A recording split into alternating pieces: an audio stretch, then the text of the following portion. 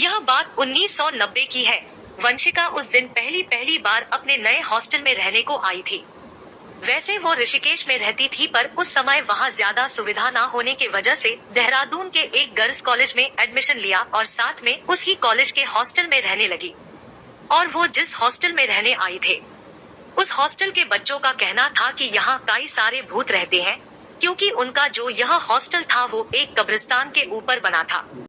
पहली ही रात वंशिका जब रात को सोने गई तो उसने अपने बालों को बांधा नहीं और अपने को ऐसे ही खुला छोड़ दिया।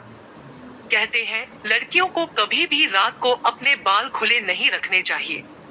वंशिका देखने में बड़ी ही सुंदर थी और उसके बड़े बड़े बाल उसकी उस सुंदरता को और बढ़ाते थे। वंशिका उस रात सो ही रही थी, तभी उसे ऐसा लगता है कि कोई उसके बालों पर अपना हाथ फेर रहा हो।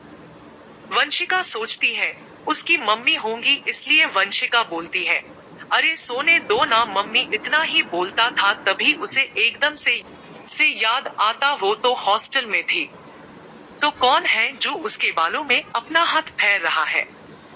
यही देखने के लिए वंशिका ने जैसे ही अपनी आंखें खोली तो उसके मुंह से चीख निकलने ही वाली थी, तभी उसके मुंह पर किसी ने वंशिका उसे देखकर डरे जा रही थी, क्योंकि वो औरत काफी बैड और भयानक सा एक्ट।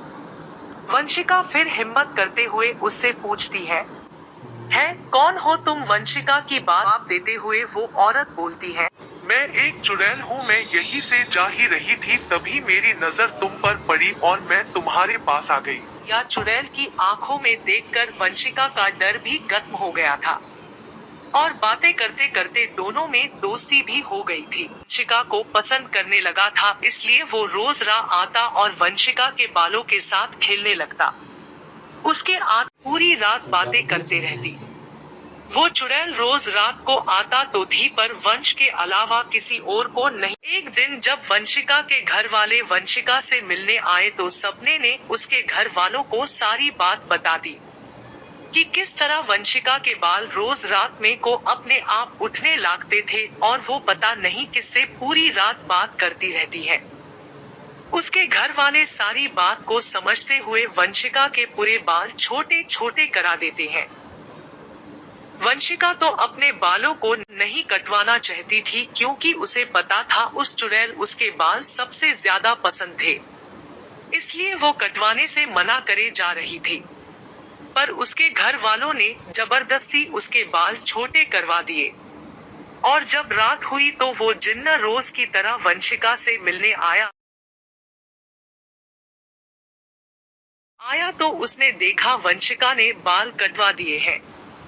तो यह देखकर उस चुड़ैल को बड़ा ही गुस्सा आया और वंशिका को पूरी रात मारता रही उसके चीखने की आवाज। और सुबह हुई तो सबने उसके रूम में आकर देखा कि वंशिका पूरी तरह से घायल थी।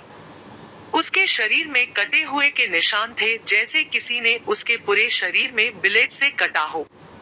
उस हादसे के बाद वंशिका को अपने साथ ऋषिकेश वापस ले गए।